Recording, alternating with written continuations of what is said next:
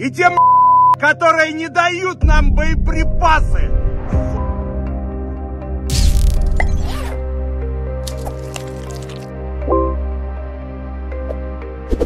Siapa nih di sini yang sadar dengan gerak-gerik berjalan Presiden Rusia yang lumayan aneh, di mana saat berjalan, dirinya hanya menggerakkan satu tangan saja.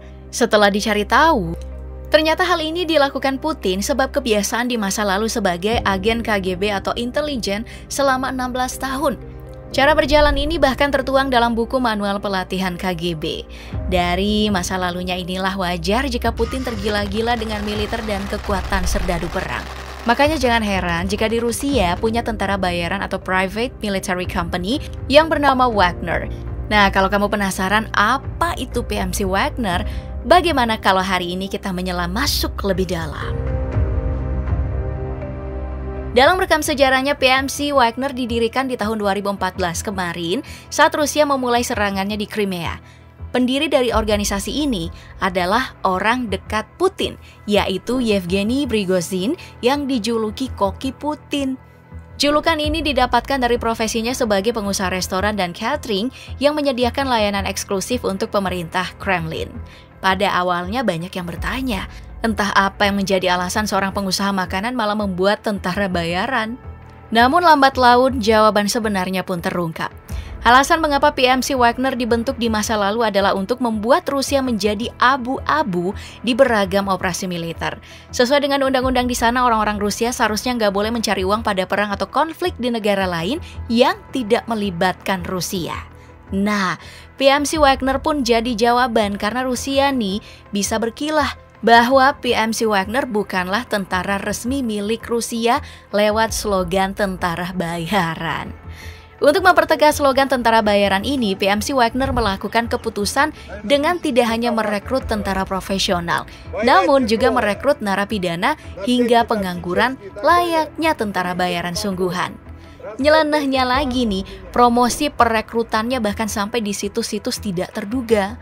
Makanya, member dari organisasi ini bisa membengkak secara instan. Tahun 2014 anggotanya cuma 250, lalu kemudian di tahun 2022 sudah melebihi 50.000 pasukan. Nah, sebagai tentara bayaran yang dibuat untuk menyaingi tentara profesional, PMC Wagner punya 3 aturan utama dalam segala hal yang mereka lakukan. Aturan pertama, mereka ini cuma boleh menargetkan negara yang rapuh.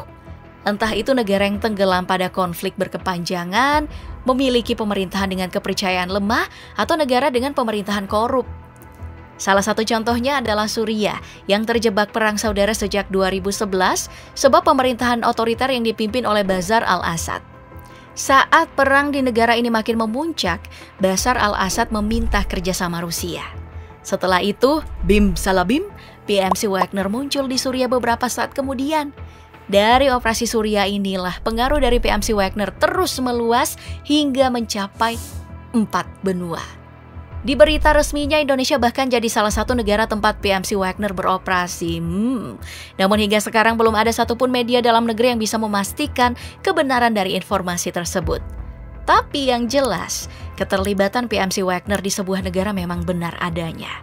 Bahkan di Afrika, setidaknya ada 18 negara yang memakai jasa tentara bayaran tersebut untuk beragam hal. Mulai dari pelatihan untuk tentara dalam negeri hingga serangan pada kelompok pemberontak. Aturan kedua, tidak takut jadi ujung tombak brutal. Hal ini dilakukan untuk memperlihatkan kecakapan PMC Wagner dalam misi militernya. Salah satunya terjadi di Mali. Perlu kita ketahui, Mali adalah negara Afrika Barat yang sejak tahun 2012 telah mengalami perang saudara, bahkan 3 kali kudeta dalam 9 tahun terakhir. Pemimpin teranyarnya adalah Assimi Goïta, yang pernah mengontak Rusia untuk bantuan militer pada tahun 2021 silam, saat Prancis yang awalnya membantu Mali kemudian menarik pasukan mereka pulang. Seperti Suriah, secara ajaib dan sekejap mata nih, tentara bayaran Wagner pun datang mengamankan suasana sebagai ujung tombak pemerintahan. Namun, hal ini harus dibayar mahal oleh Mali. Bukan cuma uang ya, tapi juga dengan nyawa orang di sana.